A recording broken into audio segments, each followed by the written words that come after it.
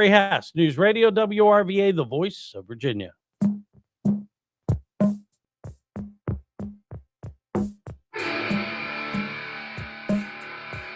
All right, it's 8:33 this morning on Richmond's Morning News. I'm Rich Herrera. I have a co-host for this portion of the show because I feel bad. I said, hey, we're going to be friends, but she's so frantically running around, Lori Waran, president of Richmond Raceway. And I said, we'll get you back on the show. And then I ghosted her and didn't have her back on the show for a year. And then I felt incredibly awful. I said, come back. And she goes, I don't know. I'm really busy, Rich, So and you rude. ghosted me. So rude. This is not how we live in Richmond, Virginia.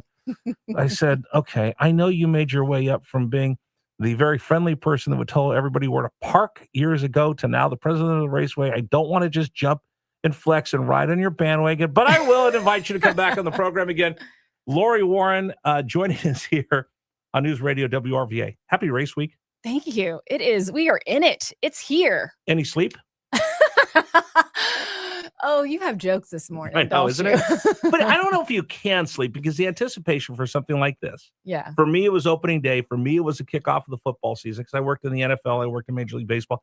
That week of waiting for that event, you just can't sleep. You're so excited. A million things running through your mind. No, the adrenaline is definitely pumping. I think it started probably this time last week. Some of the track presidents in NASCAR and I have a joke that it takes about 4 days for that adrenaline to wear off. And around Wednesday after the race week, that's when we finally get our first night of good 8 hours of sleep. Right now, it's about 2 hours tops. So because this is a tentpole event, and what we mean in sports is we show up, we put up the circus tent, it's a tent pole, and then it goes away. It's not like the Nationals or the Commanders where, you kind of build through the season. You have one event. It is a 3-ring circus with people juggling chainsaws, riding unicycles on top of porpoises, and you have to put all that together, and then it disappears until next year. How difficult is it to ramp up to make Richmond look great for this one day, and then we're going to come back again a year from now?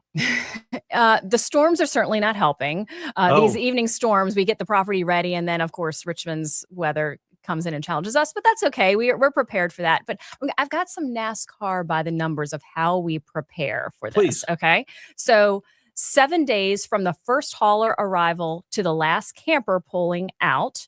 We have 40 NASCAR Cup teams, of course, that call Richmond their home for the weekend. We have 70 race haulers loaded with cars and tools and backup plans and food in lots of cases.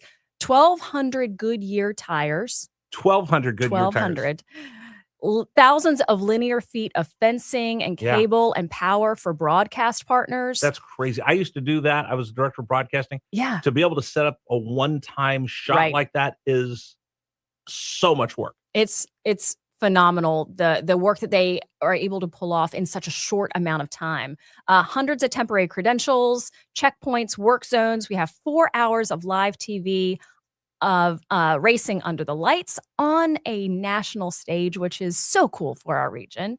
100+ cameras, hundreds of millions of global impressions, and 50+ media outlets on site throughout NASCAR week. How important is it? Let's just talk Richmond in general. You make us look good. And I know what the earned media is of people seeing the James River and all the rest of that. Talk to us how important it is that you showcase Central Virginia, Richmond in particular, because this is bigger than just race weekend. You're exactly right. And actually, I remember someone from NASCAR calling me when I was the publisher at Style Weekly. They reached out. They said, you guys are connected to Richmond, and we want to have fantastic B-roll for when we're going into commercial break or when we're talking. We want to have the best and showcase the best of what the Richmond region is. And so we gave them a list of about 10 to 15 different places around the region that they should make sure to go and see. And they did. And I loved that NASCAR connected with me before, or connected with the Richmond region really, before they even showed up. They knew that was important to the region. So think about this. If you're watching, let's say a San Francisco 49ers game, and before they go to break, as they come out of break, they'll show Fisherman's Wharf, they'll show the Seals, they'll show the bridge.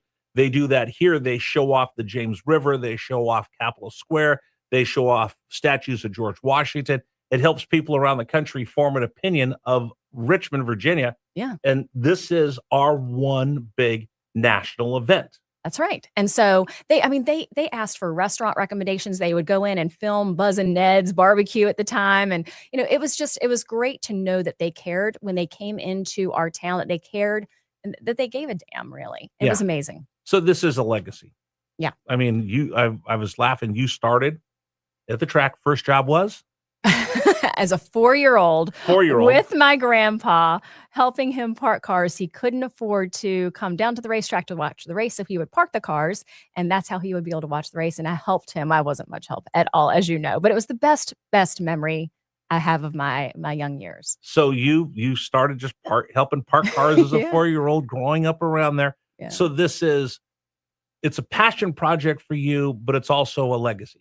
Yeah, 80 years for any business, any organization, it matters. And especially in Richmond, the region really has leaned into supporting us, and we hopefully have done so back. We do a lot with the community. You do a lot of charity. You do a lot. We do. And that's good. Like, that's the good stuff. Well, so I worked with a PR guy once. He was at the Orioles and he was with me in Tampa Bay. He goes, Rich, you don't measure sports by wins and losses. You measure it by what it means to the community. How can we help the community? How can we do the right things? And there's so many community aspects, fundraising things that you do during NASCAR week, but just Richmond Raceway is it's a jewel, and it's a community asset that I think that I don't think people take for granted here. I think they understand how important it is. I think they do. The economic impact is certainly there, but as far as being a community partner, we welcome the Boys and Girls Club down to the racetrack. We partner with the YMCA. We had American Marketing Association at our track yesterday.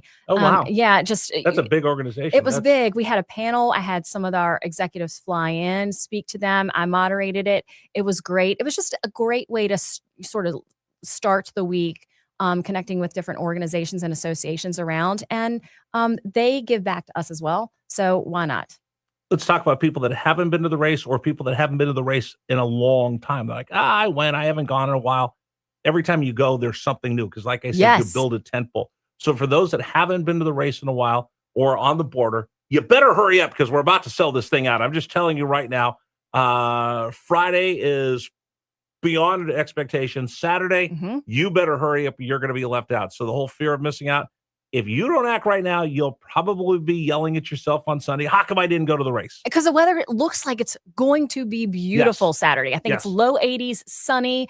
We deserve that day in Richmond. We do, we right? do I'm right not going to now. lie, yeah. And so, we've got a lot of things planned. We do try to make it different every single time someone comes, because we know we have generational fans out there that their campsite or their tickets have been passed down for 4 generations. So we need to make sure that they have a great time every time they come back. But if you haven't been in a while, I will make sure personally that it is worth it. We have an incredible fan zone. There is not one space left in this year's fan zone for the first time in like 15 years, I believe. We've got even out in our tailgate area where people come and have a great time. We've got activations going on. We have a hell yeah tailgate party. Yeah, she said. Hell yeah. Am I allowed to say that on air? An activation means when you go out there, there's something for you to do in these companies. I used to do this for a living, and I think I shared this. I did it at the done at the Super Bowl, done at the World Series. You want to engage fans when they came in. You don't want people just kind of sitting behind a table. Hey, spin this and win this.